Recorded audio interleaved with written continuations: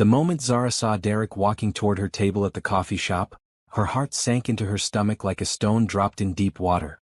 3 weeks. It had been 3 weeks since she changed her phone number, moved apartments, and started taking different routes to work. 3 weeks of looking over her shoulder, jumping at shadows, and sleeping with a chair pushed against her bedroom door. Yet here he was, that familiar twisted smile on his face, moving through the crowded cafe like he owned the place. Her hands started shaking as she gripped her coffee cup. The same hands that used to tremble when he would corner her in their old apartment, demanding to know where she had been, who she had talked to, why she came home 5 minutes later than usual. The same hands that had packed her belongings in garbage bags in the middle of the night while he was passed out on the couch, drunk again. "Found you," Derek said as he slid into the seat across from her without being invited. His voice was calm, almost pleasant, but Zara knew better. She had learned to read the danger signs in the set of his jaw, the way his fingers drummed against the table, the fake smile that never reached his eyes. "I don't know how you keep finding me," she whispered, trying to keep her voice steady. The coffee shop was full of people, but somehow she felt completely alone and exposed. "You can't hide from me, baby. You know that." He leaned forward, and she caught the smell of alcohol on his breath even though it was only 2 in the afternoon. "I've been patient. I've given you space to get this silly idea out of your head. But it's time to come home now." The word, home, made her stomach turn. That apartment had never been home. It had been a prison with pretty curtains and framed photos that hid the holes he had punched in the walls during his rages. Home was supposed to be safe, warm, a place where you could breathe freely. What they had shared was nothing like that. "I'm not coming back, Derek. We've been over this." She started to stand up, but his hand shot out and grabbed her wrist. Not hard enough to leave marks, he had learned to be more careful about that, but firm enough to make his point. "Sit down," he said quietly. "We're not done talking." Zara's eyes darted around the coffee shop. A few people had noticed their interaction, but most were buried in their laptops or conversations. She wanted to scream, to make a scene, but Derek had taught her well over the years. Making a scene only made things worse later when they were alone. "Look, I know I made some mistakes," Derek continued, his voice taking on that familiar pleading tone that used to work on her. "I've been going to those anger management classes like you wanted. I've been sober for 2 weeks now. I'm changing, Zara. For us. For you." She had heard these promises before. After the first time he shoved her into a wall. After he threw her phone across the room and broke it because another man had called her by mistake. After he isolated her from her friends and family, convincing her that they didn't really care about her like he did. The promises always came with flowers, with tears, with passionate declarations of love that felt so real in the moment. "I can't do this anymore," she said, her voice barely above a whisper. "I can't keep having this conversation." His grip on her wrist tightened slightly. "You can't just throw away 2 years like it meant nothing. I love you, Zara. I know I have problems, but I'm working on them. Doesn't that count for something?" The worst part was that she could hear the genuine pain in his voice. Derek wasn't some cartoon villain who enjoyed causing suffering. He was a broken man who had never learned how to love without possessing, how to care without controlling. But his brokenness didn't make her less broken. His pain didn't erase hers. "Love isn't supposed to hurt," she said, trying to pull her wrist free. "Love isn't supposed to make you afraid to come home. It's not supposed to make you change everything about yourself just to avoid setting off someone's temper." "I never hit you," Derek said, and there was that defensive edge creeping into his voice that she knew too well. "I never laid a hand on you, Zara. Some women would be grateful for a man who provides for them, who cares enough to worry about where they are all the time." The familiar guilt tried to creep in. He was right that he had never hit her. But there were so many other ways to hurt someone. Words that cut deeper than any slap. Isolation that felt like suffocation. The constant walking on eggshells, never knowing what small thing might trigger hours of accusations and interrogation. "Caring and controlling aren't the same thing," she said, finally managing to pull her wrist free. She rubbed the spot where his fingers had been, knowing it would be tender tomorrow even though he hadn't squeezed hard enough to bruise.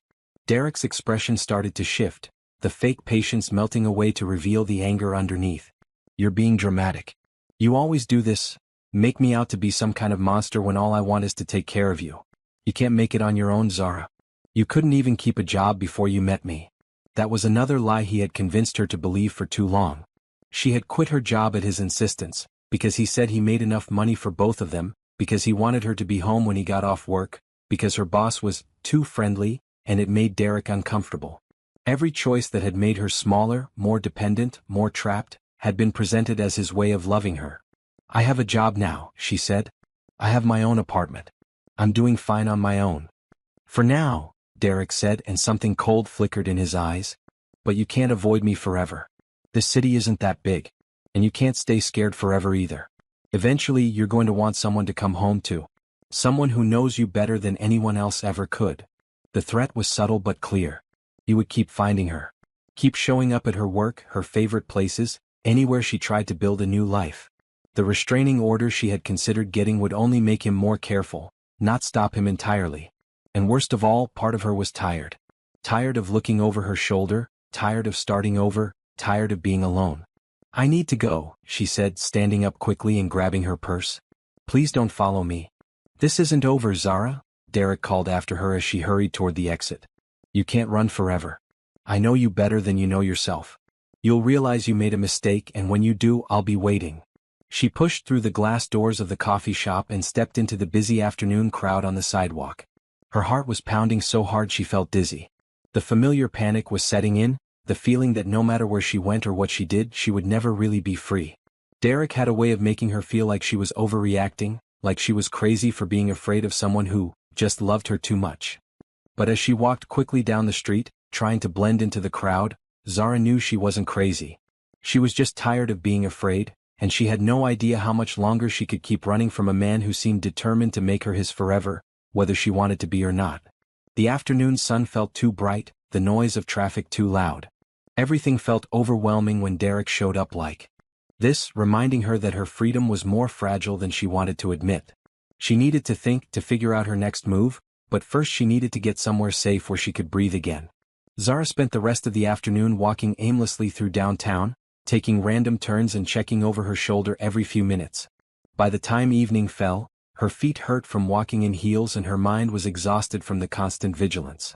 She found herself standing outside Russo's, an upscale Italian restaurant she had always wanted to try but could never afford. Through the large windows she could see couples sharing wine and laughing together. The warm lighting and elegant atmosphere looked like everything she had dreamed of when she was younger, before Derek had convinced her that fancy restaurants were a waste of money and that she should be happy with fast food and movie nights at home. "Excuse me, miss? Are you all right?" Zara turned to find a well-dressed older man looking at her with concern. He was probably in his 60s, with kind eyes and an expensive suit that fit him perfectly. "Oh yes, I'm fine," she said quickly, embarrassed to be caught staring through restaurant windows like some kind of vagrant. "I was just deciding if I wanted to eat here." The man smiled. "It's an excellent choice. My son owns this place actually. The food is outstanding, and the atmosphere is perfect for someone who looks like they need a peaceful evening." Something about his warm, fatherly manner made Zara's eyes fill with tears. She hadn't realized how much she missed having someone speak to her with simple kindness, without any hidden agenda or expectation. "I'm sorry," she said, wiping her eyes quickly. "It's been a difficult day." "No need to apologize. We all have those days." He paused, studying her face. "Would you like some advice from an old man?" Zara nodded, not trusting her voice. Sometimes the best way to end a difficult day is to do something nice for yourself. Something that reminds you that you deserve good things. He gestured toward the restaurant. "The hostess will take excellent care of you. Tell her Vincent Carlyle recommended you get a table by the window." "Thank you," Zara managed. "That's very kind." "Kindness costs nothing," Vincent said with a smile. "Enjoy your evening, my dear." As he walked away, Zara stood there for a moment, surprised by the unexpected encounter. Maybe it was a sign. Maybe she needed to stop letting Derek's reappearance ruin her entire day. She had worked hard to build this new life, and she deserved to enjoy it. Taking a deep breath, she walked into Russo's. The hostess, a young woman with a bright smile, greeted her warmly. "Good evening. Table for one?" "Yes, please." "Vincent Carlyle said you might have a table by the window?" The woman's face lit up. "Oh, Mr. Carlyle. Of course. Right this way." The table was perfect. Tucked into a corner with a view of the bustling street outside, but private enough that she felt safe. The menu was more expensive than anything she usually allowed herself, but Derek's unexpected appearance had left her feeling reckless. She ordered the salmon and a glass of white wine, determined to prove to herself that she could have a nice evening alone. As she waited for her food, Zara pulled out her phone and scrolled through her contacts. She had so few numbers now, just work colleagues and the bare minimum of necessary people. Derek had gradually isolated her from her friends during their relationship, finding reasons why each one was toxic, or jealous, or trying to break them up. By the time she left him, she had no one to call for support. Her finger hovered over her sister's number. Tanya lived across the country now, busy with her own family and career. They had talked a few times since Zara left Derek, but the conversations were always strained. Tanya had never liked Derek, had warned Zara repeatedly that he was controlling, and there was an unspoken, "I told you so," in every interaction now. The wine arrived and Zara took a sip, feeling some of the tension leave her shoulders. The restaurant was filling up with the dinner crowd, and she found herself people watching. A young couple near the bar was clearly on a first date, nervous and excited. An older couple by the window seemed comfortable in the kind of easy silence that came from decades together. A group of friends was celebrating something, laughing loudly over shared appetizers. "Your salmon, miss." The waiter set down a plate that looked like it belonged in a magazine. The fish was perfectly cooked, accompanied by roasted vegetables and a sauce that smelled incredible. For the first time all day, Zara felt herself relax. She was halfway through her meal when she noticed him. A man sitting alone at the bar, occasionally glancing in her direction. He was handsome in an understated way, tall, with dark hair and an expensive-looking suit that fit him like it was custom-made. But what caught her attention wasn't his looks. It was the way he was sitting, slightly turned toward the door, his eyes scanning the room periodically like he was watching for someone. The behavior was so familiar it made her stomach clench. Derek used to sit exactly like that in restaurants, hyper-aware of everyone around them, especially any man who might look at Zara. She told herself she was being paranoid, that not every man who paid attention to his surroundings was dangerous, but the similarity was unsettling. She tried to focus on her food, but she could feel the man's eyes on her. When she finally looked up again, he was definitely watching her. Their eyes met across the room, and instead of looking away embarrassed like most people would, he smiled and raised his wine glass slightly in acknowledgement. Zara felt heat rise in her cheeks. She wasn't used to male attention anymore. During her relationship with Derek, other men had learned to stay away from her.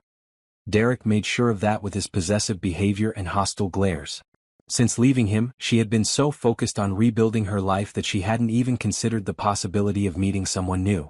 The man at the bar was still looking at her, but his expression wasn't predatory or demanding like Derek's had been. It was curious, appreciative but respectful. When the bartender spoke to him, he turned away politely, giving her space. Zara finished her meal slowly, savoring both the food and the feeling of being somewhere beautiful and safe. The wine had relaxed her enough that Derek's earlier appearance felt like something that had happened days ago rather than hours. She was debating whether to order dessert when her phone buzzed with a text message. Her blood ran cold when she saw Derek's name on the screen. "I saw you go into that fancy restaurant. Playing dress-up won't make you someone you're not. You don't belong in places like that." Her hands started shaking. How had he found her? Had he been following her all afternoon while she walked around downtown? The thought of him watching her, tracking her movements, made her feel sick. Another text came through, "I'm across the street. Come outside so we can talk like adults." Zara's heart started racing. She looked toward the windows, but the glass was tinted and she couldn't see the street clearly from her angle. He was out there waiting for her. The safe, beautiful evening she had tried to create for herself was ruined. She signaled for the check, her hands still trembling as she pulled out her credit card. All she wanted was to get home, lock her door, and figure out what to do next. Maybe it was time to consider moving to a different city entirely. The thought was exhausting, but if Derek could find her anywhere in town, maybe distance was the only solution. As she waited for the check, she noticed the man from the bar walking toward her table. Panic shot through her. The last thing she needed was another man paying attention to her when Derek was literally watching from across the street. "Excuse me," the stranger said when he reached her table. His voice was deep and pleasant, with a slight accent she couldn't place. "I hope you don't mind me approaching you, but you look upset. Is everything all right?" Up close, he was even more handsome than she had realized. His dark eyes were warm with genuine concern, and there was something about his presence that felt calm and steady rather than threatening. "I'm fine," she said automatically, then winced as her phone buzzed with another text from Derek. "That doesn't look like fine," the man said gently. "I'm Ryan, by the way. I wasn't sure if I should say something, but you look like you might need help." "It's complicated," Zara said, glancing toward the windows again. "My ex-boyfriend he's outside. He's been following me." Ryan's expression immediately became more serious. "Following you? Are you safe?" I don't know, she admitted. He's not violent exactly, but he won't leave me alone. I've been trying to avoid him for weeks, but he always finds me. Do you want me to call the police? No, Zara said quickly. He hasn't done anything illegal. He's just persistent. Ryan studied her face for a moment, and she had the strange feeling that he understood more than she was saying. Would it help if you weren't alone when you left? The offer surprised her. She had learned not to trust strangers, especially attractive men who seemed too good to be true. But there was something about Ryan that felt different. Maybe it was the way he had approached her, respectful, concerned, not demanding her attention but offering help. You don't even know me, she said. No, but I know what it looks like when someone is scared.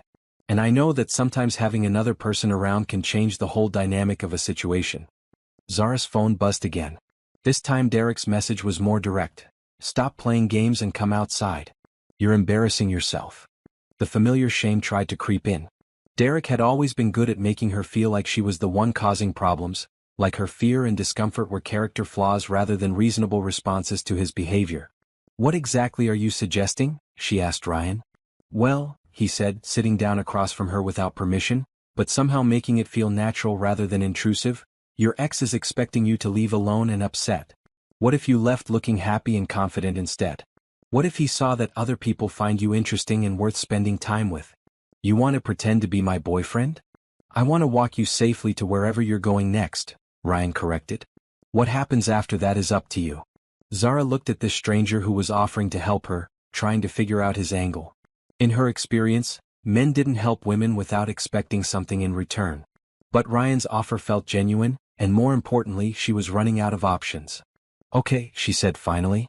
But I should warn you, my ex can be intense. Ryan smiled, and something about his confidence made her feel a little safer. Don't worry about that. I can handle intense. As they prepared to leave the restaurant, Ryan excused himself for a moment and walked toward the bar. Zara watched him speak quietly to the bartender, who nodded and made a phone call. She couldn't hear what was being said, but something about the interaction seemed important. When Ryan returned, he looked more relaxed. Ready? He asked, offering her his arm. Zara hesitated for just a moment before taking it. His arm felt solid and warm, and she was surprised by how natural the gesture felt. They walked toward the exit together, and she could see Ryan scanning the street through the windows, his expression alert but calm. There, she whispered as they stepped outside, nodding toward a figure standing across the street under a lamppost. Derek was trying to look casual, but his posture was tense with barely controlled anger. I see him, Ryan said quietly. Just stay close to me and act like you're having a good time. Derek started walking toward them as soon as they appeared on the sidewalk. Zara felt her body tense automatically, but Ryan's steady presence beside her kept her from panicking. Zara, Derek called out as he approached. I've been waiting for you. Hello, Ryan said pleasantly before Zara could respond. You must be Derek. Zara mentioned you might stop by. Derek looked confused by Ryan's friendly tone. He had clearly been prepared for a confrontation, but Ryan was treating the situation like a normal social interaction. And you are? Derek asked, his voice tight with suspicion. Ryan Carlisle, he said, extending his hand. Nice to meet you. Derek ignored the offered handshake, focusing his attention on Zara instead. We need to talk. Privately.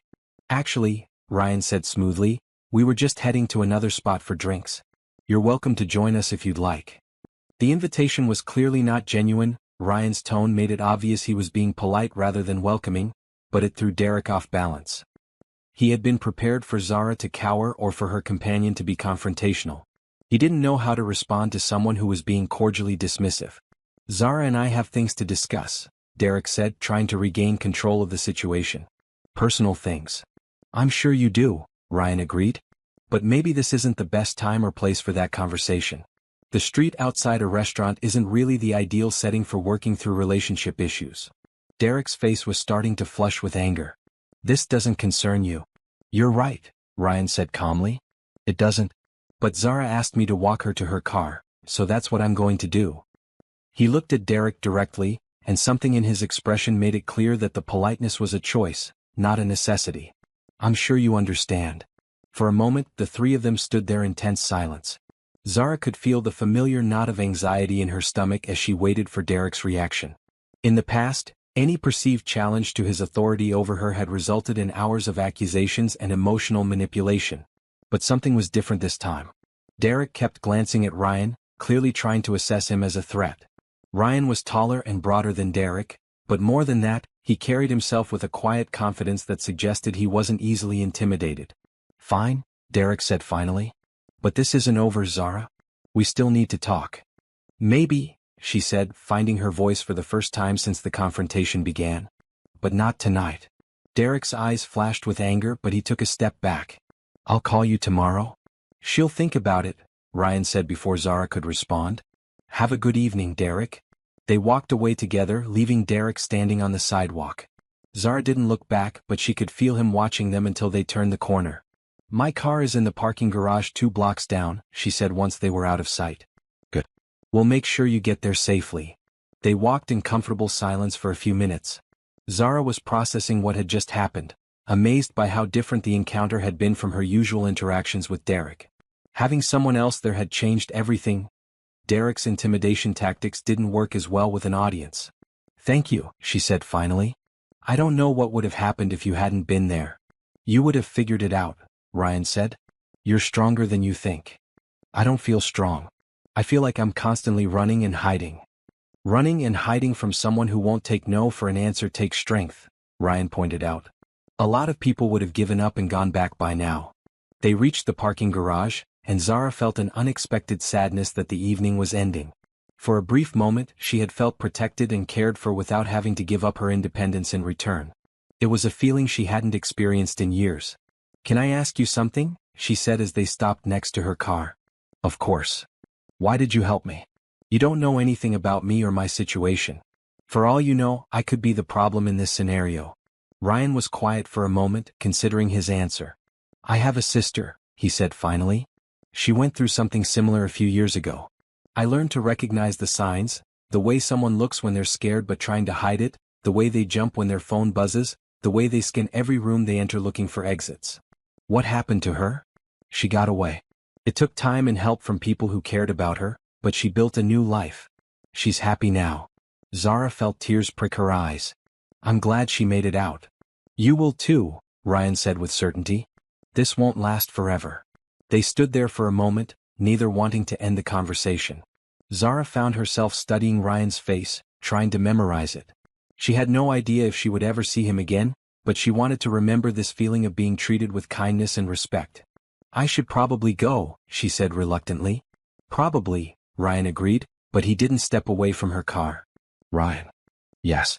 Would you like to have coffee sometime? I mean, if you're interested. I understand if you're not, given the circumstances and everything, but I thought maybe." She was rambling, nervous in a way that felt completely different from the fear Derek inspired. This was the good kind of nervous, the kind that came with possibility rather than threat. "I would love to have coffee with you," Ryan said, and his smile was warm and genuine. "When? Tomorrow? If that's not too soon.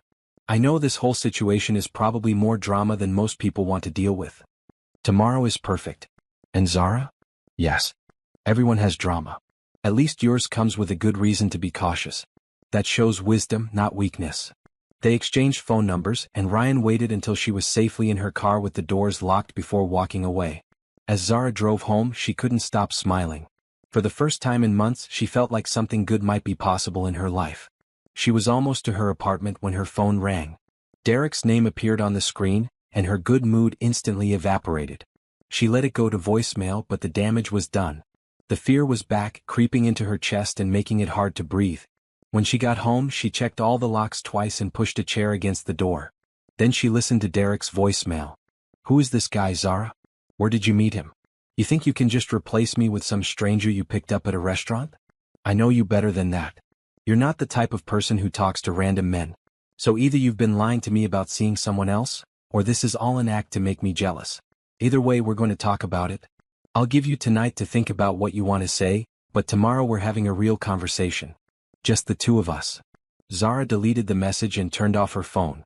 She sat on her couch in the dark, trying to hold on to the feeling of safety she had experienced with Ryan, but Derek's voice kept echoing in her head. He was right about one thing: she normally didn't talk to strangers. The fact that she had felt comfortable with Ryan so quickly was unusual for her. But maybe that was a good thing.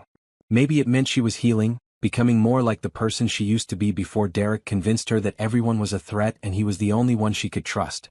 Maybe meeting Ryan was a sign that she was ready to start building connections with people again.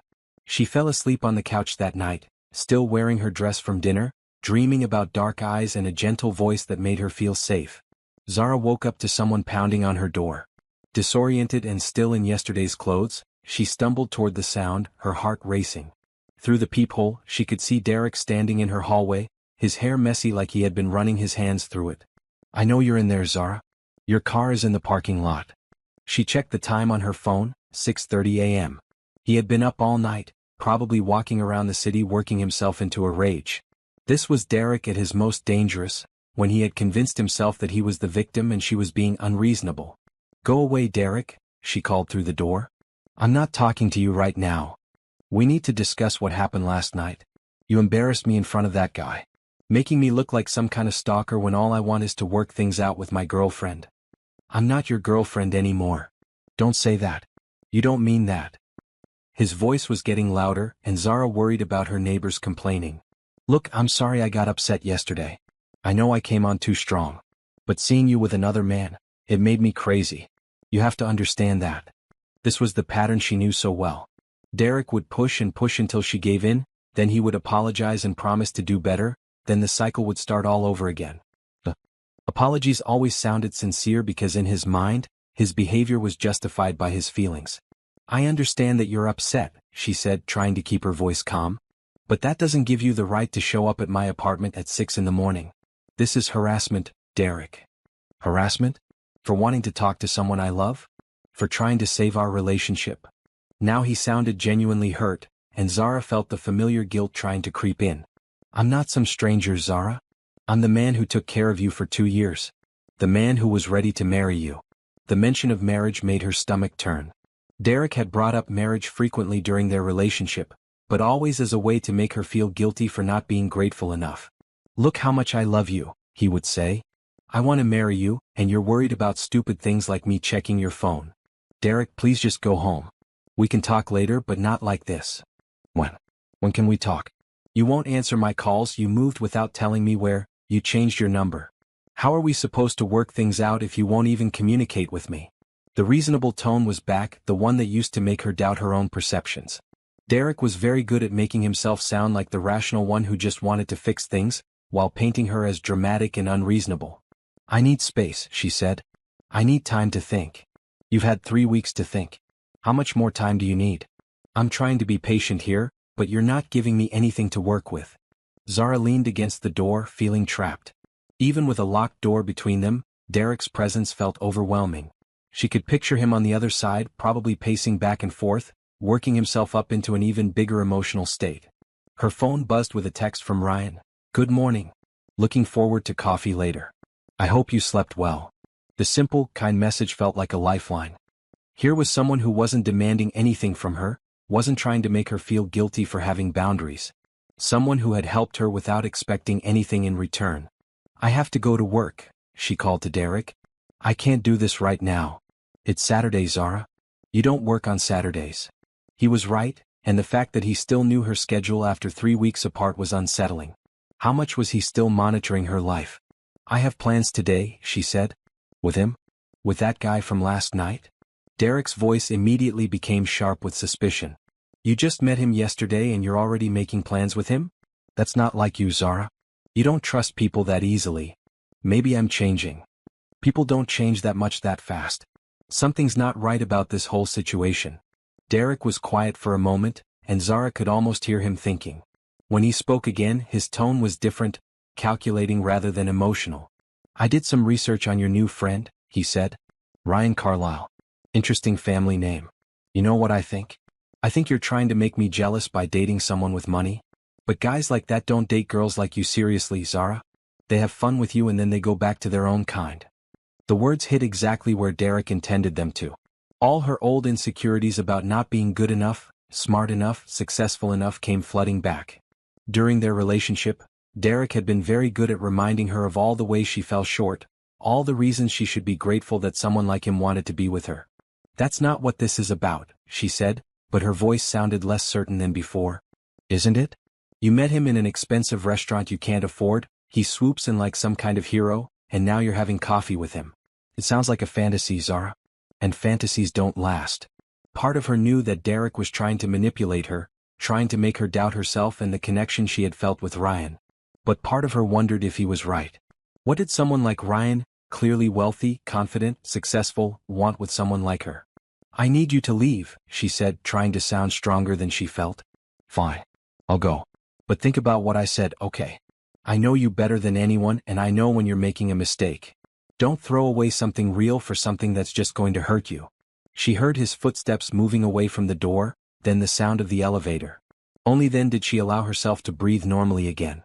Zara spent the next hour in the shower, trying to wash away the feeling of Derek's presence. But his words kept echoing in her head. What if he was right about Ryan? What if she was setting herself up for disappointment by believing that someone like him could be genuinely interested in her? By the time she was dressed and ready to leave for her coffee date, she had almost convinced herself to cancel. It would be easier to stay home, avoid the possibility of embarrassment or rejection. Derek might be controlling and manipulative, but at least his interest in her was real, even if it was unhealthy. But as she stood in front of her mirror, she remembered how she had felt the night before. Safe, respected, interesting. Ryan had looked at her like she was worth listening to, worth protecting. Even if it didn't lead to anything romantic, she deserved to have people in her life who treated her well. She picked up her phone and called Ryan. Good morning. His voice was warm and happy to hear from her. I was just thinking about you. Hi, she said, suddenly feeling shy. I was wondering if we could meet a little earlier than we planned? I've had a difficult morning and I could use some friendly company. Of course. Are you okay? Do you need me to come pick you up? The offer was so genuinely caring that Zara felt tears prick her eyes. When was the last time someone had offered to help without making her feel like she owed them something in return? No, I can meet you. Where did you want to go for coffee? There's a little place called Morning Glory on 5th Street. Do you know it? I'll find it. Give me 30 minutes? Perfect. Zara? Yes. Whatever happened this morning, you don't have to handle it alone anymore. Okay. The simple statement made her feel lighter than she had in hours. Okay. See you soon. Morning Glory was exactly the kind of coffee shop Zara loved. Small, cozy, with mismatched furniture and local art on the walls. She found Ryan at a corner table, already nursing a cup of coffee and reading something on his phone. When he saw her come in, his face lit up with a smile that made her stomach flutter in the best possible way. You look beautiful, he said as she sat down across from him. Though you also look like you could use some caffeine. That obvious? She asked, managing a smile. Your ex showed up this morning, didn't he? Zara was surprised by how easily Ryan read the situation. How did you know? Lucky guess. What happened? As Ryan signaled for the waitress to bring another coffee, Zara found herself telling him about Derek's early morning visit. She was careful not to make Derek sound too threatening. She didn't want Ryan to think she was being dramatic, but she explained how exhausting it was to constantly look over her shoulder. He's right about one thing, she said after the waitress brought her coffee. I don't usually trust people quickly. The fact that I'm here with you, that I felt comfortable with you last night, it's not normal for me. What do you think that means? Ryan asked. I don't know. Maybe I'm being reckless. Maybe I'm so desperate to feel normal again that I'm making poor decisions. Ryan was quiet for a moment, stirring his coffee thoughtfully. Can I tell you what I think? She nodded. I think you're learning to trust your instincts again. Someone spent a lot of time convincing you that your feelings and perceptions were wrong, so now you second-guess everything. But your instincts about people are probably better than you realize. What makes you say that? You left him. However difficult it was, however much pressure he put on you to stay, you recognized that the relationship wasn't healthy and you got out. That takes good instincts and a lot of courage. Zara had never thought about it that way. She had always focused on how long it took her to leave, how many times she almost went back, how weak she felt during the whole process. But Ryan was right. She had recognized the problem and taken action to fix it. Tell me about yourself, she said, wanting to change the subject from her problems. What do you do for work? I work in family business, Ryan said, which wasn't really an answer. What about you? I'm a graphic designer. Well, I'm trying to be. I work for a small marketing company right now, but I'm hoping to build up my freelance work eventually. What kind of designs do you like to create? For the next hour they talked about art and design, books and movies, places they wanted to travel. The conversation flowed easily, and Zara found herself laughing more than she had in months. Ryan was intelligent and funny, but more than that, he seemed genuinely interested in what she had to say. He asked follow-up questions and remembered details from earlier in their conversation. "Can I ask you something personal?" she said during a lull in the conversation. "Sure.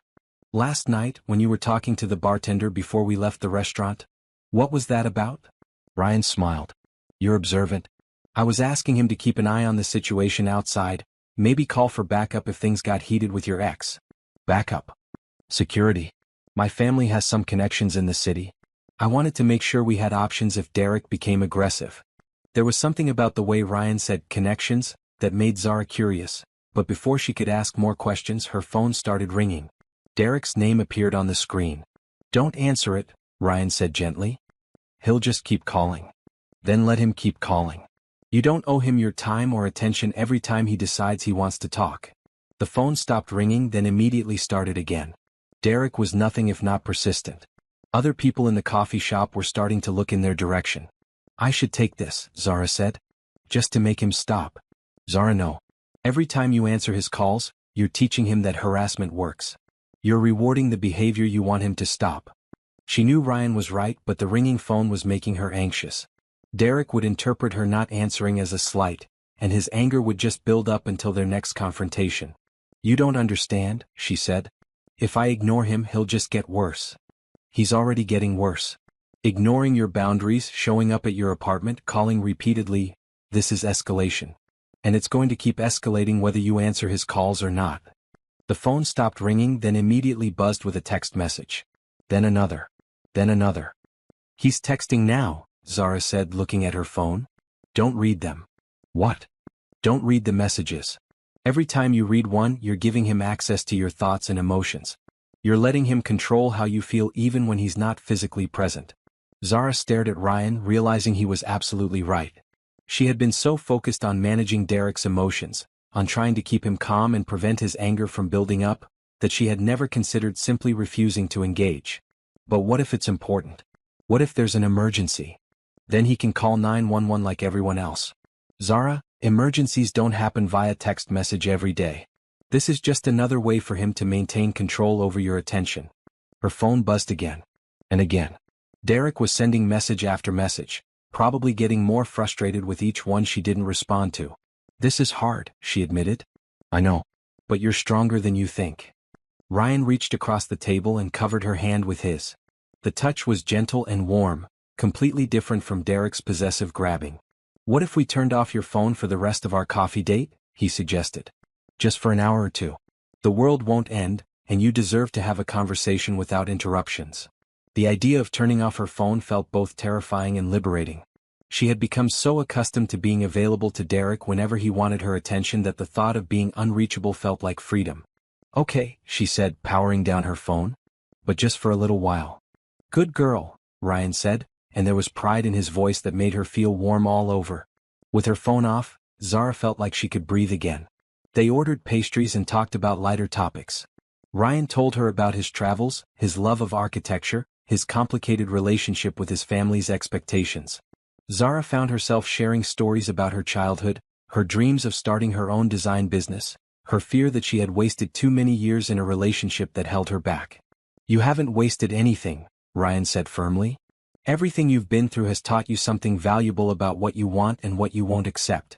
That knowledge is going to serve you well going forward." "How are you so wise about relationships?" she asked. "Are you speaking from experience?" Ryan's expression became more guarded. "I've seen what happens when people don't value themselves enough to demand better treatment. I've also seen what's possible when they do." There was something in his tone that suggested personal experience, but Zara didn't push. Everyone had stories they weren't ready to share, and she was grateful that Ryan respected her boundaries without demanding that she respect his in return. "I should probably head home soon," she said reluctantly. "I have some freelance work to catch up on. Can I walk you to your car again?" "You don't have to do that." "I want to. Besides, you haven't turned your phone back on yet. For all we know, your ex is camped out in the parking lot." The reminder of Derek's behavior sent a chill through her. She had been so relaxed during their coffee date that she had almost forgotten about the morning's confrontation. "You're right," she said, turning her phone back on. Immediately, it started buzzing with notifications. 12 missed calls and 23 text messages, all from Derek. Don't read them, Ryan said quickly, seeing her expression. Whatever he has to say can wait until you're in a safe place with time to process it properly. They walked to her car together, and once again Ryan waited until she was safely inside with the doors locked before saying goodbye. As he leaned down to her window, he looked more serious than she had seen him all day. Zara, I want you to promise me something. What? If Derek shows up at your apartment again, or if you feel unsafe for any reason, call me immediately. Don't try to handle it alone. I can't ask you to. You're not asking. I'm offering. Promise me. Looking into his concerned eyes, Zara felt something shift inside her chest. For so long she had been completely alone with her fear and uncertainty. Having someone offer to help, someone who didn't want anything from her except her safety, felt like a gift she wasn't sure she deserved. I promise, she said. Ryan smiled and stepped back from her car. Good. I'll call you tonight to check in. As Zara drove home, she found herself smiling despite the pile of angry messages waiting on her phone. For the first time in years she felt like she had an ally, someone who was on her side without trying to control her choices. It was a feeling she could get used to. When Zara got home, she made herself a cup of tea and sat down to deal with Derek's messages. Ryan's advice about not reading them immediately had been good. She felt calmer and more centered now, better able to handle whatever emotional manipulation Derek had sent her way. The messages started out hurt and confused. Why aren't you answering me? I just want to talk. Then they became more frustrated. This is ridiculous. You can't ignore me forever. By the end they were angry and accusatory. I know you're with him. You're making a fool of yourself. He's using you and you're too naive to see it. The final message was the most unsettling.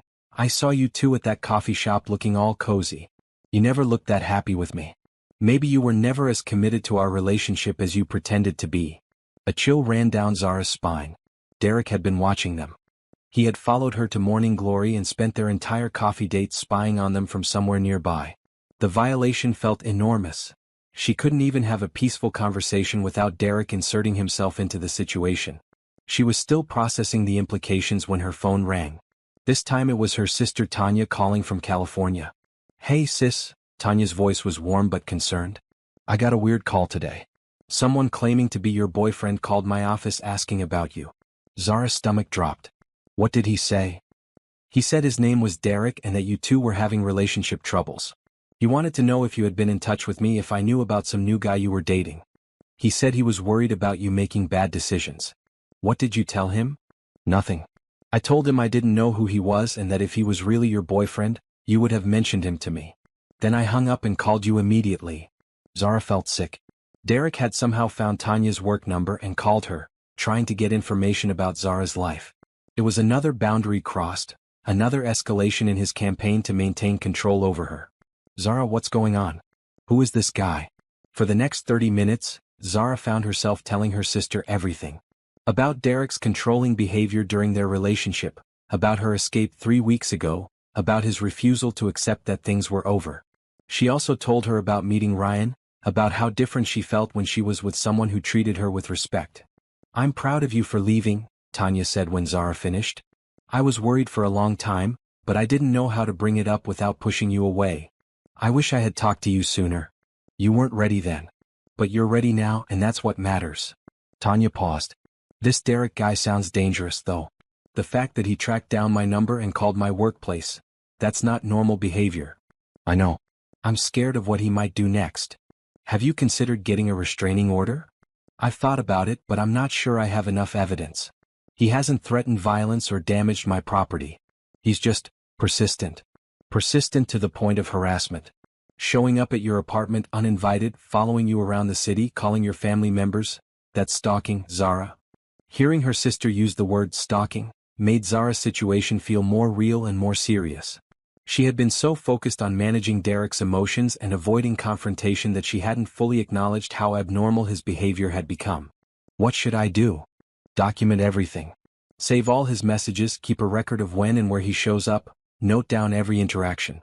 If his behavior continues to escalate, you'll need evidence to get legal protection. They talked for another few minutes before Tanya had to go. After hanging up, Zara sat in her quiet apartment feeling overwhelmed. Derek's reach into her life was wider than she had realized. If he was willing to call her sister's workplace, What other boundaries was he willing to cross? Her phone buzzed with a text from Ryan. How are you doing? Did you make it home safely? The simple check-in message made her feel less alone. She called him instead of texting back. Hi, she said when he answered. I hope I'm not bothering you. Never. What's wrong? You sound upset. Zara told him about Derek's messages and about the call to her sister. Ryan listened without interrupting, and she could hear him moving around on the other end of the line. Where are you right now? He asked when she finished. At home. Why? I don't like the idea of you being alone when Derek is escalating like this. He followed you today, he's contacting your family members? He's losing control of the situation and that makes him unpredictable. What are you suggesting? Would you feel comfortable staying somewhere else tonight? A hotel maybe, or with a friend? I don't really have friends I could stay with, Zara admitted. Derek isolated me from most of my social circle during our relationship. Then a hotel. I'll pay for it. Ryan, no. I can't let you do that. Why not? Because we barely know each other. Because I'm not your responsibility. Because accepting that kind of help feels like I'm using you. Ryan was quiet for a moment. What if I told you that helping you doesn't feel like a burden to me? What if I said that seeing you safe and happy makes me happy too? I'd say that sounds too good to be true. Fair enough. You've been conditioned to expect that kindness comes with strings attached. But sometimes people help because it's the right thing to do, not because they expect something in return. Zara wanted to believe him, but years of Derek's manipulation had taught her to be suspicious of anyone who seemed too generous, too understanding, too good to be true. I'll think about the hotel, she said. But I'm not comfortable with you paying for it. Okay. But promise me you'll call if anything happens tonight. If Derek shows up again, if you hear strange noises, if you just feel scared, call me immediately. I promise. After they hung up, Zara double-checked all her locks and drew the curtains. She tried to focus on her freelance work, but every sound in the hallway made her jump. By 10 o'clock, she was exhausted from the constant state of alert. She was getting ready for bed when she heard footsteps in the hallway outside her apartment. They stopped right outside her door. Zara held her breath, waiting. After a moment, there was a soft knock. Zara? I know you're awake. I can see the light under your door. Derek's voice was calm, almost gentle, which somehow made it more frightening than if he had been yelling. This was Derek at his most manipulative, using a reasonable tone to mask behavior that was anything but reasonable. Go away, Derek. It's late. I just want to talk for a few minutes. I've been thinking about what you said this morning and I think I understand now. You're scared of getting hurt again. I get that. But running away isn't going to solve anything. Zara didn't respond. Engaging with Derek when he was in this mood was like stepping into quicksand. The more you struggled, the deeper you sank. I know you're listening, Derek continued. I know you still care about me even if you're too proud to admit it. What we had was real, Zara. It was messy and complicated, but it was real. You can't just throw that away for some fantasy with a guy you met yesterday. The word fantasy echoed what Derek had said that morning, his attempt to make her doubt her connection with Ryan. But as she stood there listening to Derek try to manipulate her through her apartment door, Zara realized something important.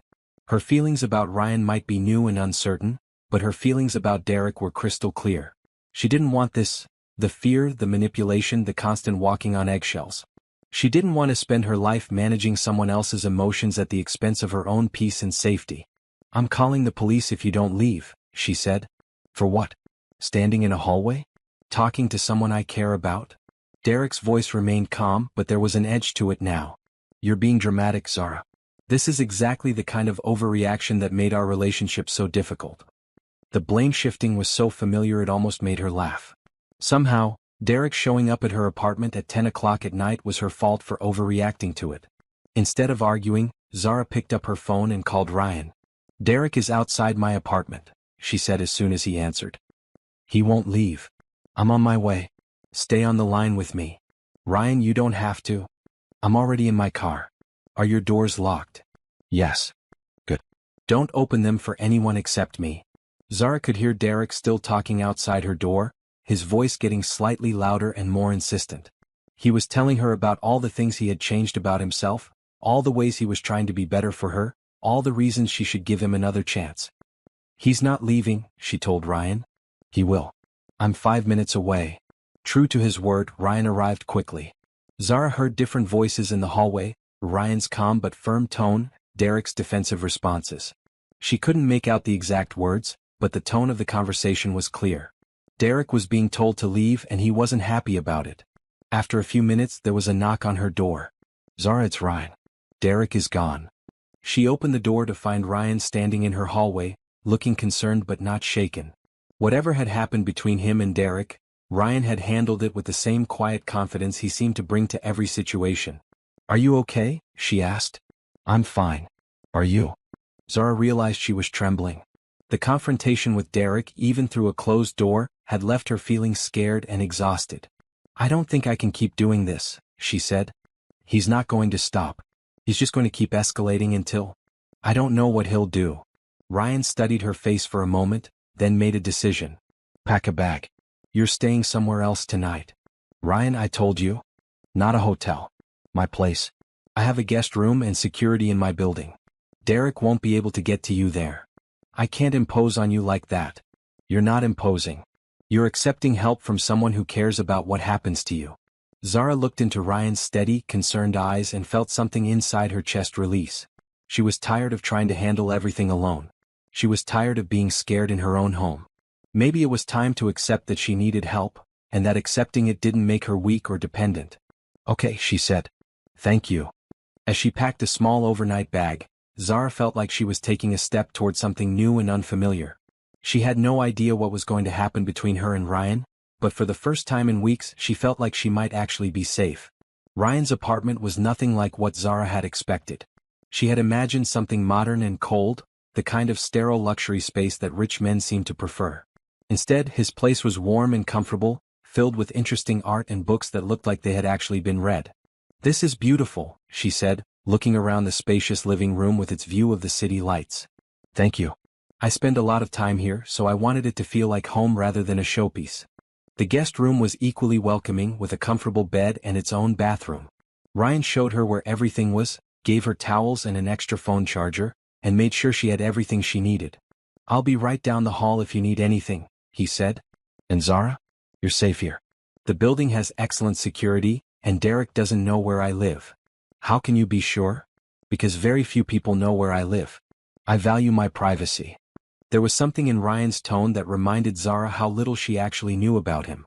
He had mentioned family business and connections, he lived in an obviously expensive apartment with high-end security, and he seemed to have resources that most people didn't.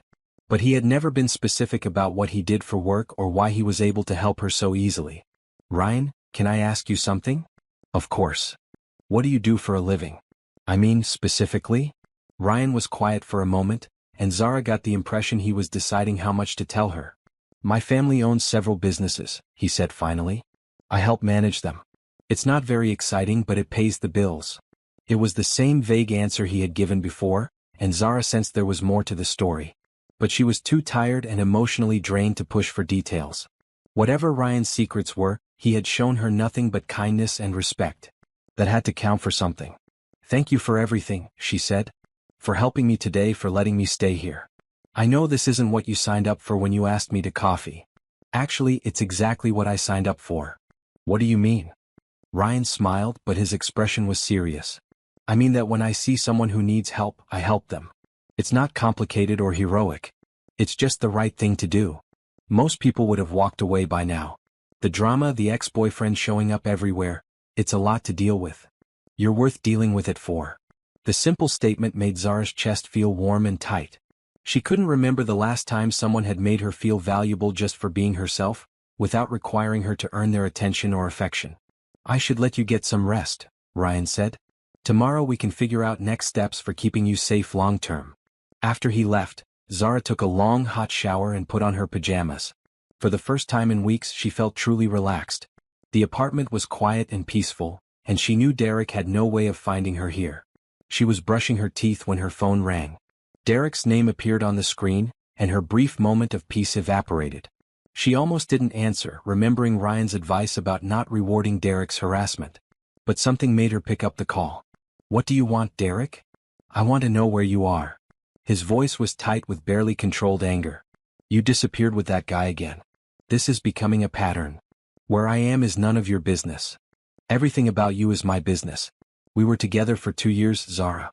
You can't just pretend that doesn't matter." It matters, but it doesn't give you the right to control my life now. Control your life? I'm trying to save your life. You don't know anything about this Ryan guy. You don't know what he wants from you or what he's capable of. And you do. I did some more research. His family has connections to some very questionable people. Business relationships that aren't exactly legal. Zara felt a chill of doubt. Was Derek telling the truth, or was this another manipulation tactic? You're lying. Am I? Ask him about his family's business interests. Ask him how they made their money. Ask him why he lives like he does at his age without seeming to have a real job. These were the same questions that had been nagging at Zara, the same inconsistencies she had noticed but hadn't wanted to examine too closely. Even if that's true, it doesn't change anything between us, she said. Doesn't it? You're putting yourself in danger to avoid having an uncomfortable conversation with me. That's not rational, Zara. What's not rational is you calling me at midnight after I told you to leave me alone. I'm calling because I'm worried about you. You're not thinking clearly. This guy has you confused about what you want. Derek's voice was getting softer, more persuasive. This was the tone he used when he was trying to convince her that his version of reality was the correct one. I'm thinking more clearly than I have in years, she said, but she could hear the uncertainty in her own voice. Are you? Because the Zara I know doesn't trust strangers. She doesn't let men she just met solve her problems for her. She's independent and careful and smart. But you're acting like someone completely different. Maybe I am someone different. Maybe I'm becoming who I was before I met you.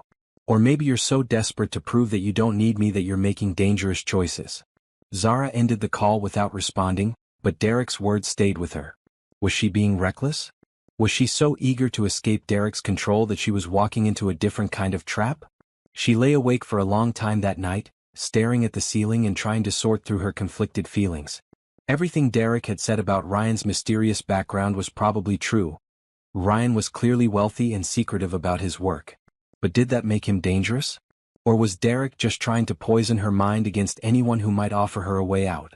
The next morning she woke up to the smell of coffee and bacon. She found Ryan in the kitchen making breakfast and reading something on his tablet. Good morning, he said, looking up with a smile. How did you sleep? Better than I have in weeks, she admitted. Thank you again for letting me stay here. You're welcome to stay as long as you need to. As they ate breakfast together, Zara found herself studying Ryan's face, looking for signs of deception or hidden motives. But all she saw was the same warmth and concern he had shown her from the beginning. Ryan, can I ask you something? Always. Your family business, what kind of businesses are they? Ryan's expression became more guarded. Why do you ask? Derek said some things last night. About your family having questionable connections. I didn't want to believe him, but I realized I don't actually know much about your background. Ryan set down his coffee cup and looked at her directly. What exactly did Derek say? That your family's money comes from illegal activities. That you have connections to dangerous people. And what do you think? I think Derek is trying to make me doubt everyone except him. But I also think you've been deliberately vague about your work, and I'm starting to wonder why. Ryan was quiet for a long moment, and Zara could see him wrestling with some internal decision. You're right that I haven't been entirely honest with you, he said finally. But not for the reasons you might think. What reasons then? Because when people know who my family is, it changes how they see me. They either want something from me or they're intimidated by me, or they assume I'm someone I'm not. Who is your family? Ryan took a deep breath. My father is Vincent Carlisle. Does that name mean anything to you? Zara thought for a moment, then her eyes widened. The Vincent Carlisle who owns half the real estate in the city? The one who's always in the business section of the newspaper? That's him. You're Vincent Carlisle's son? But he introduced himself to me the other night as... She stopped, remembering the kind older man outside the restaurant who had recommended she eat at Russo's. Oh my God.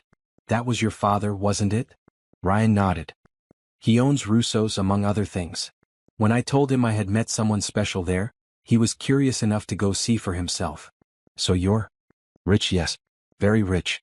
My family owns hotels, restaurants, office buildings, construction companies. We employ thousands of people and have business relationships with everyone from city council members to federal judges. Zara stared at him, trying to process this information. Are any of Derek's accusations true? About illegal activities? No. My father is many things, demanding, ambitious, sometimes ruthless in business, but he's not a criminal. Everything he's built has been legal, even if it hasn't always been pretty. Then why didn't you tell me? Because I wanted you to get to know me as Ryan, not as Vincent Carlisle's son. I wanted you to trust me because of how I treated you, not because you were impressed by my family's money. Zara understood that logic, but she still felt unsettled by the revelation. The man she had been getting to know was more powerful and connected than she had imagined. It changed the dynamic between them in ways she was still trying to understand. Are you angry? Ryan asked. I don't know what I am. Confused maybe. A little overwhelmed. I know it's a lot to take in, but it doesn't change how I feel about you or how I want to help you with Derek. Doesn't it? You have resources most people can't even imagine. You could probably make Derek disappear if you wanted to. Ryan's expression became very serious. Is that what you think of me? That I would use my family's influence to hurt someone? I don't know what to think. Yesterday I thought you were just a nice guy who happened to be in the right place at the right time. Now I find out you're essentially royalty in this city. I'm the same person I was yesterday. The same person who walked you to your car and bought you coffee and listened to you talk about your dreams. Money doesn't change who someone is at their core. Zara wanted to believe that, but she couldn't shake the feeling that everything between them had shifted. She was no longer just a woman getting to know an interesting man. She was now someone from a completely different social class getting involved with someone who could probably buy and sell her entire world without thinking twice about it. I need some time to think about this, she said. Of course. Take all the time you need. But even as Ryan said the words, Zara could see the disappointment in his eyes. He had trusted her with his biggest secret, and she was pulling away instead of moving closer. She understood his disappointment, but she also understood her own need to process this new information carefully. Her phone buzzed with another text from Derek. Told you something wasn't right about him. Come home and we'll talk about it. Somehow, Derek knowing about Ryan's identity before she did made everything feel even more complicated. How much research had Derek done? What else did he know that she didn't? I should probably go home, she said. Are you sure that's safe? I can't hide forever. And I need to figure out what I want to do next. Ryan nodded, though he clearly wasn't happy about her decision. At least let me drive you. And promise me you'll call if Derek shows up again. As they drove toward her apartment, Zara stared out the window and tried to make sense of her conflicted feelings. She was attracted to Ryan, grateful for his help, and genuinely enjoyed his company. But she was also afraid of getting involved with someone whose life was so different from hers, someone who had the power to overwhelm her world just as completely as Derek had, even if he did it with kindness instead of control. The question was whether she was being wisely cautious, or whether Derek's manipulation was working exactly as he had intended. When Ryan dropped Zara off at her apartment, she could see Derek's car parked across the street. He wasn't trying to hide his presence anymore. He was making it clear that he was watching her, waiting for her to make a mistake he could exploit. He's right there, she said to Ryan, pointing toward Derek's car. I see him. Do you want me to come up with you? No, I think I need to handle this on my own. But thank you. Ryan looked like he wanted to argue, but he respected her decision. Call me if anything happens. I mean it, Zara. As she walked toward her building, Zara could feel Derek watching her from his car. She didn't look in his direction, but she knew he would follow her up to her apartment soon enough. At least this time she was expecting it. She had barely gotten inside and put down her overnight bag when the knocking started. Zara opened the door. We need to talk about what happened last night. She took a deep breath before responding. What do you want, Derek? I want to know if you're okay. You disappeared for hours with a man you barely know. Do you have any idea how worried I was? The concern in his voice sounded genuine, and for a moment Zara felt the familiar guilt creeping in. But then she remembered Ryan's words about Derek's behavior being designed to make her doubt herself. I was safe, she said through the door. And where I was is none of your business. None of my business? Zara, I love you. Of course it's my business when you're putting yourself in danger. I wasn't in danger. Weren't you? Did you ask him about his family's background? Did you ask him why he's really helping you? Derek's questions hit too close to her own doubts from that morning. She had asked Ryan about his family, and while his explanation made sense, she still felt unsettled by how much he had kept from her. Did you do a background check on him or something? She asked. I looked him up online. It's called being responsible, Zara. It's what people do when someone they care about is getting involved with a stranger. We're not involved. We've had coffee twice. And spent the night at his place. The fact that Derek knew where she had been made her stomach turn. Had he followed them to Ryan's apartment? Had he been watching the building all night? How do you know where I was? I followed you. I wanted to make sure you were safe. That's not protecting me, Derek. That's stalking me. Call it whatever you want, but I'm glad I did. Do you know who Ryan Carlisle really is? He told me about his family this morning. Did he tell you everything? Did he mention that his father has been investigated by the FBI multiple times? Did he tell you about the construction projects that were never finished, the investors who lost millions, the city contracts that were awarded under suspicious circumstances? Zara felt sick. These were details that Ryan hadn't mentioned, accusations that went far beyond what she had asked him about. You're making that up. Am I? Look it up yourself. Vincent Carlisle has been in the news plenty of times, and not always for good reasons. Even if that's true, it doesn't have anything to do with Ryan. Doesn't it? He's his father's son, Zara. He's been raised in that world, trained to use money and influence to get what he wants. What do you think he wants from you? It was a question that had been nagging at her since learning about Ryan's background. What did someone from one of the city's most powerful families want with a graphic designer who was running from her ex-boyfriend? I don't know, she admitted. I do. He wants to play hero. Rich guys like that get bored with their easy lives, so they look for someone to rescue. It makes them feel important and needed. But what happens when the novelty wears off? What happens when you're not grateful enough, or when rescuing you becomes more work than it's worth? Derek's words echoed her own fears, the ones she had been trying not to acknowledge. She had been so focused on escaping Derek's control that she hadn't considered whether she was walking into a different kind of trap. Open the door, Zara. Let's talk about this face to face like adults. No. Why not? Are you afraid of having an honest conversation with me? I'm afraid of you, Derek. I'm afraid of how you make me feel about myself. There was silence on the other side of the door for a moment. I make you feel bad about yourself? Derek's voice was softer now, hurt. Zara, that's not what I want. I love you. Everything I do is because I want what's best for you. What's best for me is being left alone to make my own decisions. Even when those decisions might hurt you? Yes. Even then. Derek was quiet again, and Zara could imagine him processing this conversation, figuring out his next approach. What if I told you I found something else about your new friend? He said finally. Something that might change how you feel about him? What are you talking about? Ryan Carlisle was engaged 2 years ago. To a woman named Isabella Morrison. The engagement ended very suddenly, and she left the city shortly afterward. No one talks about what happened, but she hasn't been seen publicly since. Zara's heart sank. Another secret, another thing Ryan hadn't told her about his past. How do you know that? It was in the society pages when they got engaged. Big news when two wealthy families decide to merge. But there was never any announcement about why they broke up, which is unusual for people in their social circle. Maybe it's none of anyone's business why they broke up. Maybe. Or maybe there's a reason no one talks about it. Maybe there's a reason she disappeared so completely. The implication in Derek's voice was clear, and it made Zara feel cold. Was he suggesting that Ryan had done something to his former fiancée? You're trying to scare me. I'm trying to protect you. There are things about Ryan Carlisle that don't add up, and you're too trusting to see them. I'm not too trusting. I'm trying to build a life that doesn't revolve around fear and suspicion. There's a difference between being fearful and being careful. You used to be careful, Zara. You used to think things through before jumping into situations with people you didn't know. He was right about that. The old Zara, the one from before their relationship, had been more cautious about people and relationships. But Derek had been so controlling, so jealous of any outside influence in her life, that she had learned to keep her guard up constantly. Maybe her willingness to trust Ryan was a sign that she was healing, or maybe it was a sign that she was making the same mistakes all over again. I need you to leave, Derek. I need time to think. About what? About whether you're going to keep seeing someone who's lying to you? About everything. About what I want and what's best for me. And you can't think about that with me here? No. I can't.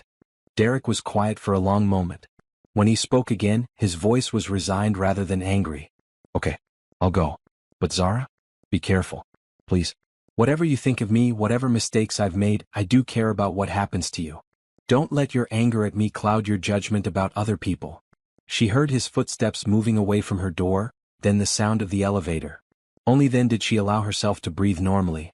Zara spent the rest of the day researching Vincent Carlisle online. What she found was complicated.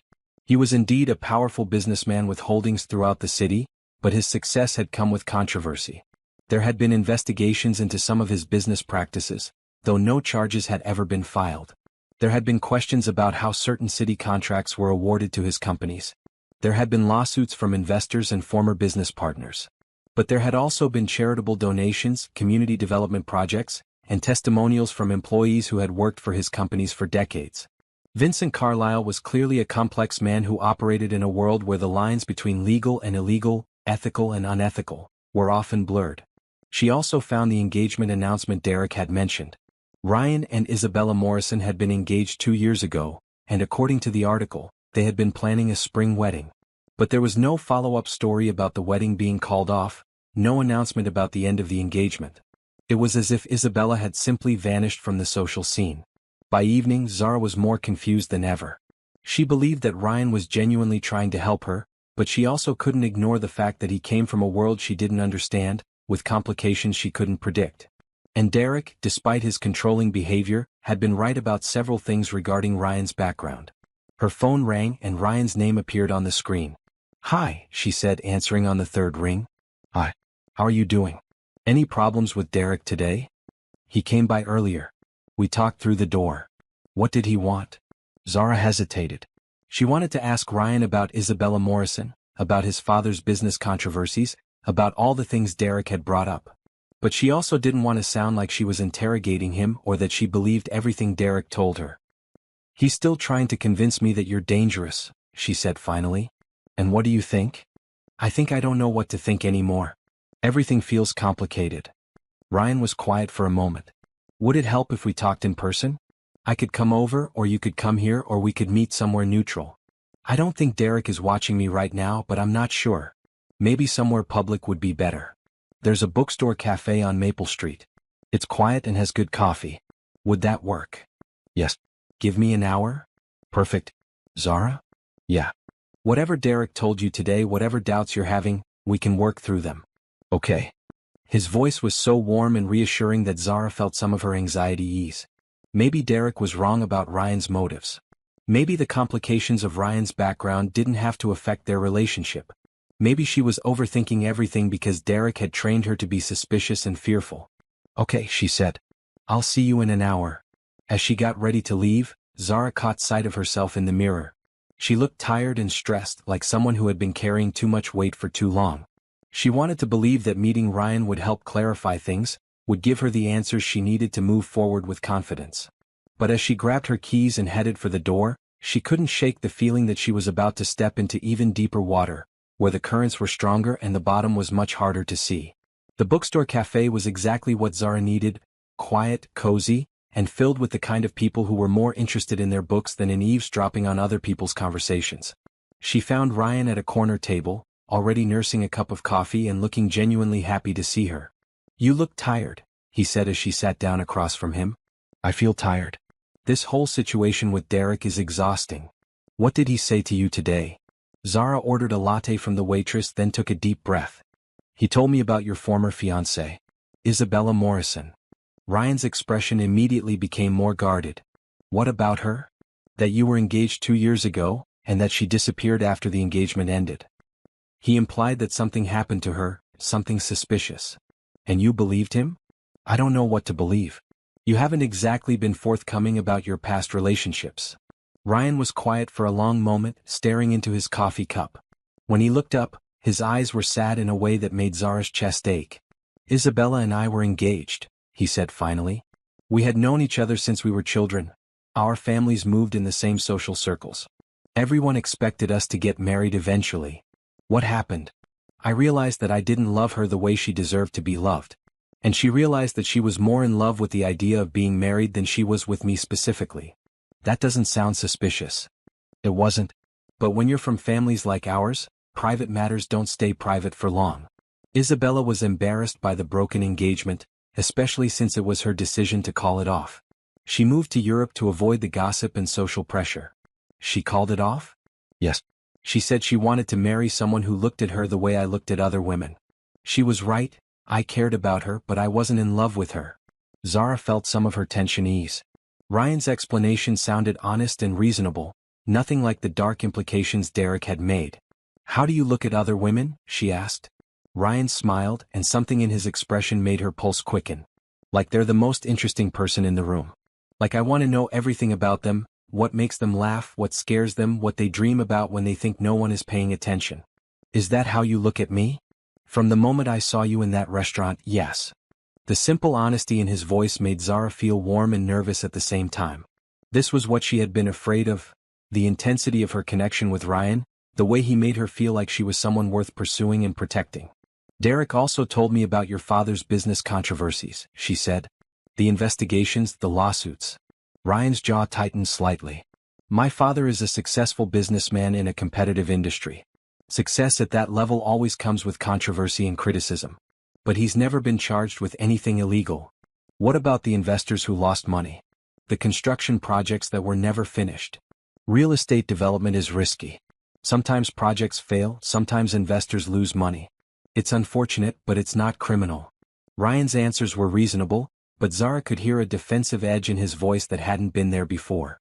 She wondered if he was being completely honest, or if he was giving her the sanitized version of his family's business practices. I looked up some of the news articles, she said. Your family has a lot of power in this city. Yes, we do. That must be nice. Being able to get things done, having influence with important people. It's a responsibility as much as it is a privilege. People expect things from us and we try to live up to those expectations. What kind of things do people expect? Ryan was quiet for a moment, clearly choosing his words carefully. Charitable donations, community involvement, job creation. We employ thousands of people directly and thousands more indirectly through our various projects. And what do you expect from the people in your life? What do you mean? I mean, when someone from your world helps someone like me, what's the usual expectation? What's the return on investment? Ryan's expression became hurt and slightly angry. Is that what you think this is? Some kind of business transaction? I don't know what this is. That's the problem. What it is me caring about you. What it is me wanting to spend time with someone who makes me feel like myself instead of Vincent Carlisle's son. What it is me trying to help someone who deserves better than being harassed by her ex-boyfriend. The emotion in Ryan's voice was raw and real, and Zara felt ashamed for questioning his motives. But Derek's voice was still in her head, warning her about rich men who played games with women from different social classes. I'm sorry, she said. I don't mean to sound ungrateful or suspicious. It's just that everything feels so complicated right now. It doesn't have to be complicated. Two people met, they enjoyed each other's company, and they want to see where it leads. That's not complicated. But it is complicated when one of those people is being stalked by her ex-boyfriend and the other person is from one of the most powerful families in the city. So what are you saying? That we should stop seeing each other because our circumstances are messy? Zara stared at Ryan across the small table, trying to figure out what she wanted.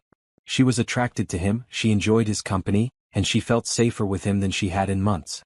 But she was also scared of getting involved with someone whose world was so different from hers, someone who had the power to change her life completely. I'm saying that I need to be careful. I spent 2 years with someone who controlled every aspect of my life, and I can't jump into something that might end up the same way.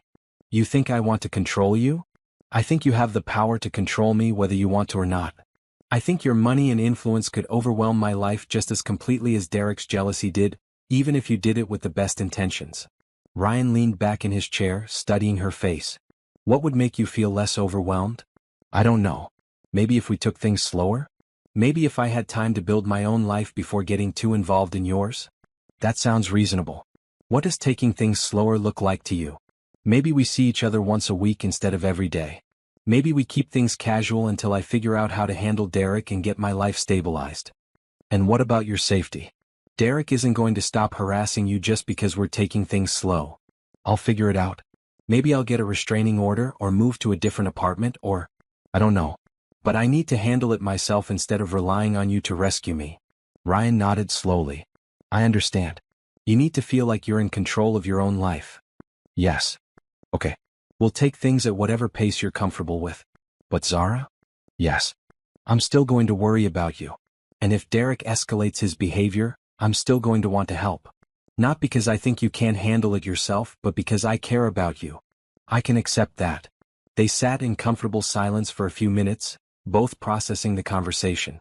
Zara felt relieved that Ryan had been understanding about her need for space, but she also felt sad about putting distance between them just when their connection was deepening.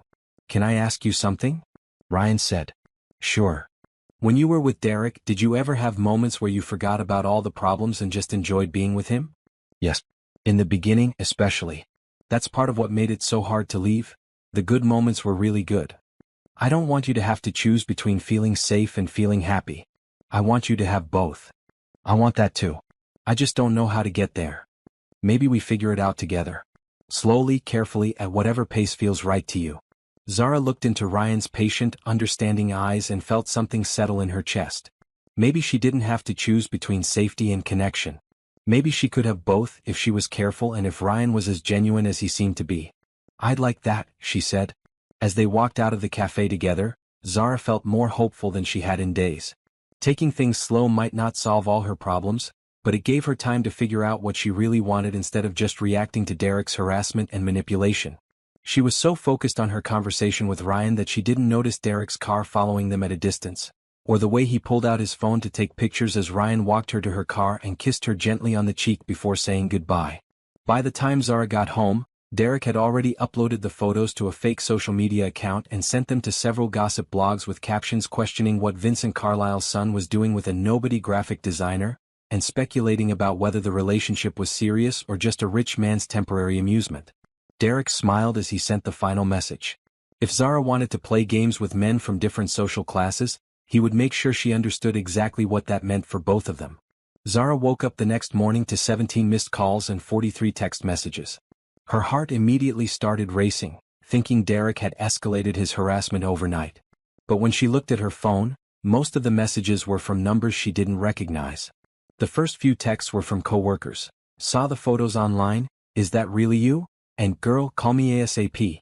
Confused and increasingly anxious, Zara opened her laptop and searched for her name online. What she found made her stomach drop. Photos of her and Ryan from the night before were posted on several gossip websites with headlines like Vincent Carlisle's son's mystery woman and Billionaire heir's new romance with unknown local woman. The photos showed Ryan walking her to her car, their conversation at the cafe, and the innocent kiss on her cheek when they said goodbye. Someone had been following them, taking pictures without their knowledge. Her phone rang and she saw Ryan's name on the screen. Have you seen it? He asked as soon as she answered. I'm looking at it now. How did this happen? Someone took photos of us last night and sold them to gossip sites. I'm so sorry, Zara. I should have been more careful about where we met. This is insane. Why would anyone care about us having coffee? Because of who my family is? My dating life has always been considered public interest for some reason. Zara read through some of the comments on the articles and they were brutal. People speculating about her motives, calling her a gold digger, questioning what someone like Ryan could possibly see in someone like her. Others were more supportive, but the negative comments far outnumbered the positive ones. They're calling me a nobody, she said, her voice shaking. They're saying I'm probably just using you for money. Don't read the comments. They don't know you and their opinions don't matter. Don't they? These are people from your world, Ryan. People who might be your friends or business associates or potential romantic interests. And they're all saying I'm not good enough for you. Zara, stop. You are absolutely good enough for me. You're smart and kind and brave, and anyone who can't see that doesn't deserve to have their opinion taken seriously. But the damage was already done. Seeing herself described as a nobody and a gold digger, in print brought back all of Derek's words about her not belonging in Ryan's world. Maybe the gossip was cruel, but maybe it wasn't entirely wrong. I have to go to work, she said. I need to figure out how to handle this. Do you want me to pick you up? The paparazzi might be hanging around your apartment building. Paparazzi? Are you serious? Unfortunately, yes. When there's a new woman in my life, they tend to be interested until the novelty wears off. The thought of photographers waiting outside her building made Zara feel sick. She was a private person who had worked hard to rebuild her life quietly after leaving Derek. Having her personal business splashed across gossip websites felt like a violation almost as bad as Derek's stalking. I'll take the back exit, she said. I'll be fine. Zara, please let me help you with this. I know how to handle media attention, and you shouldn't have to deal with it alone. I need some space to think. This is all moving too fast. There was silence on the other end of the line for a moment. Are you having second thoughts about us? I'm having second thoughts about everything. Yesterday I was worried about Derek following me around. Today I have complete strangers taking my picture and posting my personal business online. I can't handle this kind of attention, Ryan. It will die down. As soon as they realize we're not doing anything scandalous, they'll move on to someone else. But what if we were doing something scandalous? What if our relationship became serious? Would this be my life? Photographers following me around, people analyzing my every outfit and expression, gossip about whether I'm good enough for you? Ryan was quiet again, and Zara could tell he was struggling to find the right answer. The truth was that if they stayed together, media attention would probably be part of their relationship. There was no way around it. I would do everything I could to protect your privacy, he said finally. But you're right that some level of public interest comes with being involved with someone from my family. I can't live like that. I spent 2 years having every aspect of my life monitored and controlled. I won't do it again even if the monitoring comes from strangers instead of a boyfriend. So what are you saying? I'm saying that maybe Derek was right. Maybe we're from different worlds and maybe trying to bridge that gap is going to cause more problems than it solves. Derek was right? The man who's been stalking and harassing you for weeks. Not about everything. But about some things. About the fact that your life and mine don't fit together easily. Zara could hear the hurt in Ryan's voice when he spoke again. Is this really about the media attention, or is this about you looking for reasons to push me away because getting close to someone feels scary? The question hit too close to home. Maybe she was looking for reasons to retreat, reasons to go back to the safety of isolation rather than risk being hurt again. Maybe both, she admitted. Zara, I understand that this is overwhelming. I understand that my family's public profile complicates things. But don't let fear make this decision for you. Don't let Derek's voice in your head convince you that you don't deserve good things. I need time to think. How much time? I don't know. A few days, maybe a week. I need to figure out how to handle this media situation, and I need to get my head straight about what I really want. And what if Derek uses this time to convince you that I'm all wrong for you? Then maybe he's right. Ryan was quiet for a long moment. Okay, take the time you need. But Zara? Yes. Don't let other people's opinions define your worth. You're not a nobody, you're not a gold digger, and you're not unworthy of love and respect. Don't let anyone convince you otherwise. After they hung up, Zara sat in her apartment staring at the gossip articles about herself. The photos showed a woman who looked happy and relaxed, someone who seemed to belong in Ryan's world. But the comments told a different story. They painted her as an outsider, an opportunist, someone who was punching above her weight.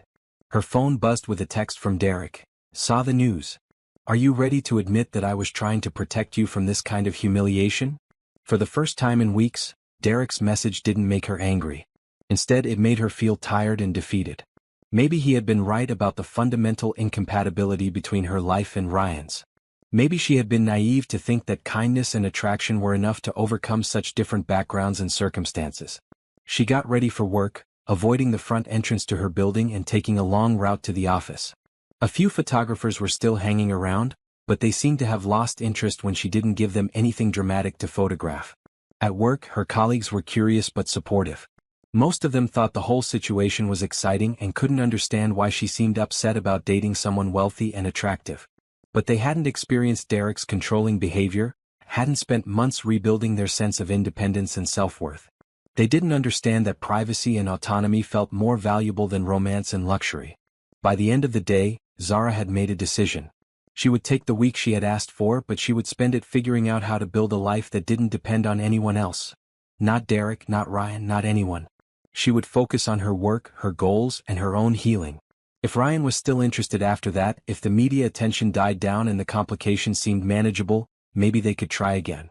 But as she walked home from work, carefully checking for photographers and avoiding the main streets, Zara couldn't shake the feeling that she was walking away from something that could have been wonderful. The question was whether she was being wisely cautious, or whether she was letting fear and other people's opinions rob her of a chance at happiness. That night, she turned off her phone and ran a hot bath. For the first time in days, she felt peaceful. No calls from Derek, no messages from Ryan, no notifications about gossip articles. Just silence and warm water and the chance to think clearly about what she really wanted her life to look like. Outside her apartment, Derek sat in his car watching her windows, planning his next move. The media attention had worked better than he had hoped. Zara was pulling away from Ryan, questioning their compatibility, doubting her own worth. A few more carefully planted doubts, a few more reminders of how different their worlds were, and she would be ready to come back to someone who understood her, someone who would never expose her to public humiliation. Derek smiled as he started his car and drove away. Patience and persistence were paying off. Soon, Zara would realize that he was the only one who truly cared about protecting her from a world that would never accept her. And when she did, he would be waiting with open arms and a promise that they could build a quiet, private life together, far away from photographers and gossip and men who treated her like a temporary amusement. 3 blocks away, Ryan stood at his apartment window looking out at the city lights, wondering if he had lost the best thing that had happened to him in years. He understood Zara's need for space, understood her fear of losing her independence again. But he also knew that Derek was still out there, still manipulating the situation, still trying to convince Zara that she was better off with him. The question was whether a week would be enough time for Zara to see through Derek's manipulation, or whether it would be enough time for Derek to convince her that Ryan was just another man trying to control her life. Ryan had built his career on patience and strategic thinking, but when it came to Zara, all he wanted to do was fight for her. The problem was that fighting for her might be exactly what would drive her away permanently. Sometimes the best way to show someone you cared about them was to give them the space they needed to choose you freely.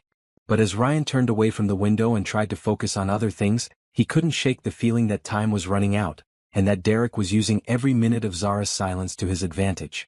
The next few days would determine whether love was enough to overcome fear, whether trust could triumph over manipulation, and whether 2 people from different worlds could find a way to build something beautiful together. But first, Zara would have to decide whether she was brave enough to take the risk. Epilogue. 6 months later. Zara stood in the art gallery, nervous but excited as people wandered around looking at her work. Her first solo exhibition had been Ryan's idea, but the success of it was entirely her own. The months of space and reflection had been exactly what she needed to remember who she was and what she was capable of. Derek had eventually stopped calling when she got the restraining order and blocked his number on everything. He had moved to another city shortly afterward, apparently deciding that she wasn't worth the legal complications he was facing. Ryan appeared at her elbow with 2 glasses of champagne. "The red dot on your lighthouse painting means someone bought it," he said with a proud smile. "Really? That's my favorite piece." "Mine too. I might have had something to do with making sure it went to a good home." Zara looked at him suspiciously. "Ryan Carlyle, did you buy my painting? I might have mentioned to my father that it would look perfect in his office lobby." "You did not." "I did. And he agreed." "Apparently, he's been a fan of your work since that night at Russo's when he first met you." Zara shook her head, but she was smiling. Over the past few months, she and Ryan had learned how to navigate their different worlds together. It hadn't been easy. There were still photographers occasionally, still comments from people who didn't understand their relationship. But they had figured out how to protect what mattered while building something real together. "How does it feel?" Ryan asked, gesturing toward the gallery full of people admiring her art. "Like I finally know who I am again," Zara said. "Like I'm exactly where I'm supposed to be." "Good," Ryan said, taking her hand. "Because I have something I want to ask you." As he got down on one knee in the middle of her art exhibition, surrounded by her work and the people who had come to celebrate her success, Zara realized that sometimes the best things in life came from taking risks, trusting your instincts and refusing to let fear make your decisions for you. "Yes," she said before he could even ask the question, "because sometimes you just knew."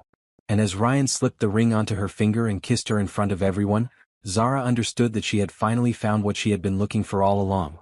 Someone who made her feel safe and free at the same time, someone who supported her dreams without trying to control them, someone who loved her exactly as she was. Derek had been wrong about one thing. She did belong in this world not because of Ryan's money or status, but because she belonged anywhere she chose to be. And she chose to be here with him, building a life that was entirely their own.